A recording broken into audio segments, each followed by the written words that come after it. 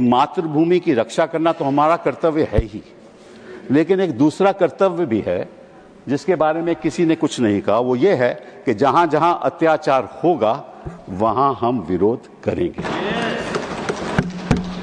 असली आनंद मठ का मतलब ये है, कोई भी अत्याचारी हो, जो अत्याचारी है वो तो वंदे मातरम की बात नहीं कर सकता। जिसके खिलाफ अत्याचार हो वही वंदे मातरम की बात करेगा। सही है, बात तो यही है ना, ठीक है ना, चाहे वो कहीं भी हो।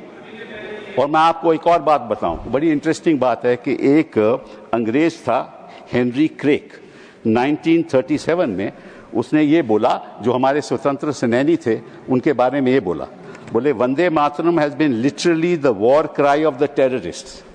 क्या मतलब था कि जो वहां लड़ाई लड़ रहे थे कॉलोनियल पावर के खिलाफ, उनको टेररिस्ट बुलाया गया। क्यों बुलाया गया? क्योंकि वो अपने हकों के लिए लड़ रहे थे, इसीलिए बुलाया गया ना। तो आजकल के जो हमारे छात्र हैं वो टेररिस्ट हो गए हैं, हमारे जर्नलिस्ट हैं वो टेररिस्ट हो गए हैं, उनके खिलाफ यूएपीए ये चीजें लग रही हैं ना। तो उनकी लड़ाई कौन लड़ेगा? सत्ता पक्ष के लोग तो लड़ नहीं सकते। तो जो अचंभे की बात यह है कि ये वंदे मातरम की बात करते हैं जब हमें वंदे मातरम की बात करनी चाहिए। वंदे मातरम तो हमें चिल्लाना चाहिए ना। इनका क्या हक है? ये तो अत्याचार रोज करते हैं, जनता के ऊपर रोज करते हैं ये अत्याचार, इनका क्या हक है? दूसरी बात आपके पास रखना चाहता हूं कि इन्होंने कहा कि ये मुस्लिम अपीजमेंट है। ये इन्होंने बात कही, मैं आपको एक उदाहरण दे दूं कि जस्ट नोट दिस, अप्रैल 25, 1998 में एक यूपीए सरकार ने सर्कुलर इशू किया जिसको बोलते थे कल्प योजना।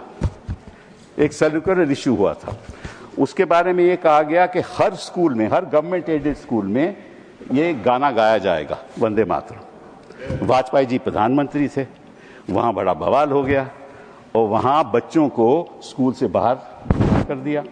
तो वाजपेयी जी को जब नवंबर में वो उत्तर प्रदेश गए उनको पता चला ये क्या हो रहा है, तो उन्होंने दिसंबर 3-4 में मीटिंग बुलाई और ये सर्कुलर वापस लिया गया। ये इतिहास की बात है। उस समय कोई मुस्लिम अपीजमेंट नहीं थी। वाजपेयी जी ने समझा कि हम विवाद की राजनीति नहीं करना चाहते। और उस समय मालूम, जो मंत्री था, जो बेसिक एजुकेशन का मंत्री था, वो रविंद्र शुक्ला था। तो मैं आपको उसका नाम भी दे देते हूं कि इसका क्या मतलब है। इसका मतलब ये है कि जो वंदे मातरम है ये मातृभूमि की रक्षा के लिए भी है, लेकिन अत्याचार के खिलाफ ये हमारा हक भी है।